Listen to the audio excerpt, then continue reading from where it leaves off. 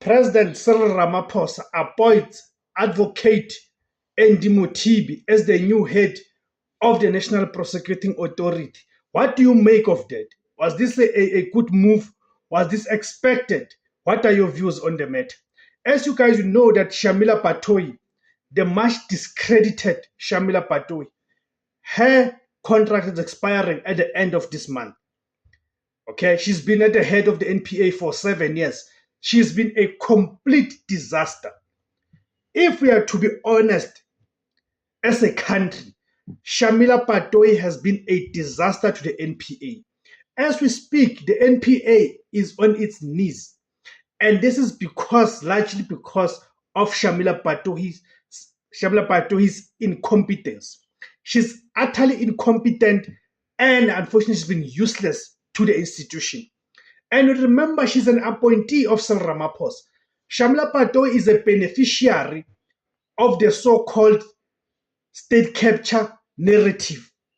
She's one of the people who were appointed into these state institutions under the pretext of getting rid of the so-called state capture. But actually, these are the people who actually oversaw the real state capture of these institutions. If you are to review her performances since she was appointed, and also review how the NPA has performed since her appointment in 2019, you then agree that indeed she was appointed for mainly to be a protector to Cyril Ramaphosa and the establishment, those associated with Cyril Ramaphosa.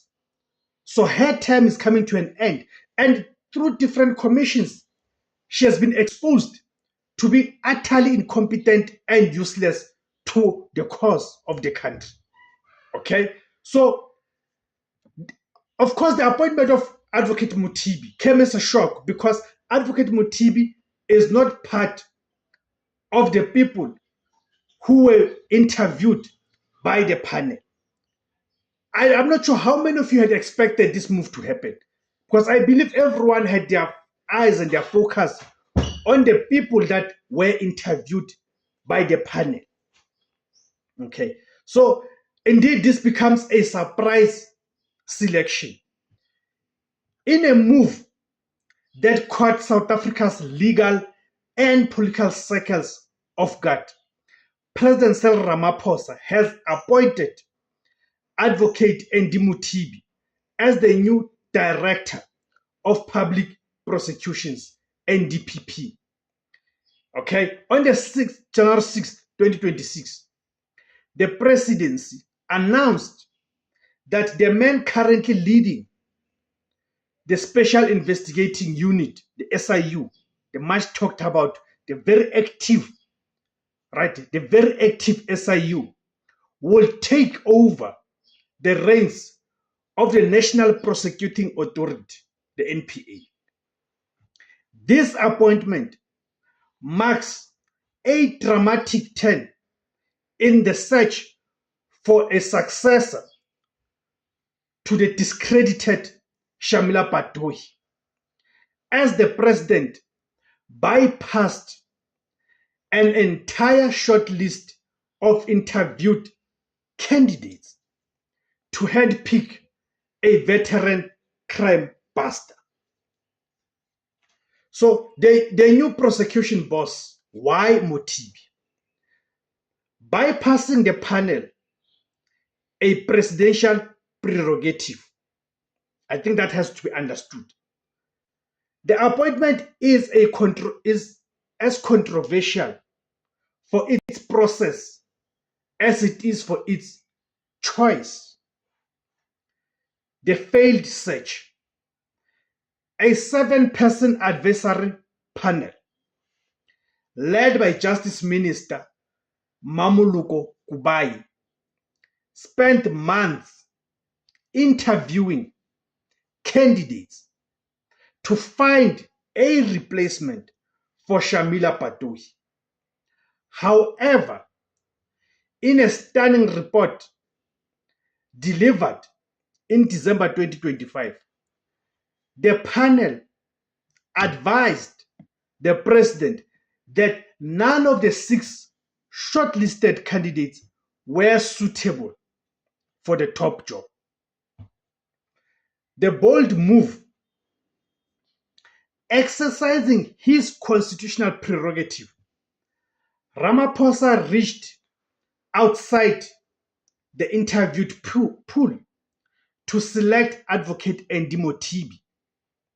While legal, this bypass has raised eyebrows among civil society groups concerned about transparency and consistency of the selection process. The safe pair of hands. By choosing Advocate Andy Mothibi, Cyril Ramaphosa is seen as opting for a proven institutional leader rather than taking a gamble on the candidates who failed to impress the panel. The Mothibi record is Andy Mothibi, right, is not a new face to South Africa's anti-corruption war. His tenure at the SIU has been widely regarded as one of the most effective in the country's history. The SIU track record.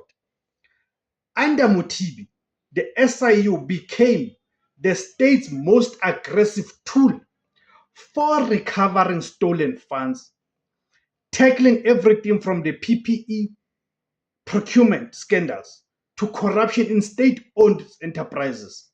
He brings a reputation for professionalism, clinical efficiency, and political neutrality. The legal foundations. Before the Special Investigating Unit, Andy Mothibi served as a public protector and a magistrate. Rather, as a public prosecutor and a magistrate. This deep-rooted experience in the courtroom is what the president is banking on to fix a national prosecuting authority that has struggled to secure high-profile convictions despite years of investigations. The transition from investigator in the SIU to prosecutor in the NPA is the ultimate test. Can he translate the SIU's recovery successes into the orange uniforms the public has been demanding?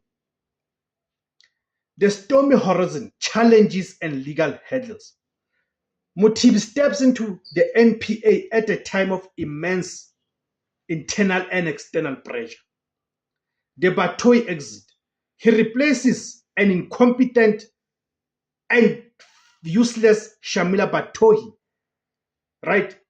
The only NDPP to finish a full term in post-apartheid history. However, her exit has been mired by the Nkabit inquiry and criticisms that the NPA was too slow to act on corruption. The legal challenges. The appointment is already being met with resistance. Law firms have filed urgent applications to interdict the move, alleging the selection process was flawed and biased. The mandate. Mothibi's first task on February 1st will be to stabilize an office plagued by factionalism and to accelerate the prosecution of high-priority corruption cases that have stalled for years. In conclusion, the final hope for accountability. The appointment of Andy Mothibi is President Ramaphosa's final big play for the justice system before his own term winds down. By placing a trusted fixer at the head of the NPA, the president is signaling a shift toward aggressive, result-driven prosecution.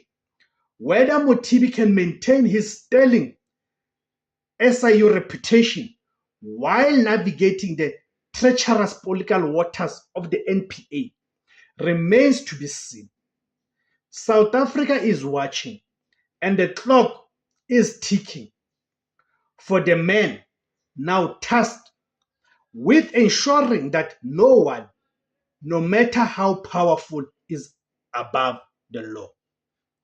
Thank you guys for tuning in. If you like this content, guys, please subscribe. Go to the subscribe option. Subscribing is for free, guys. You don't pay anything.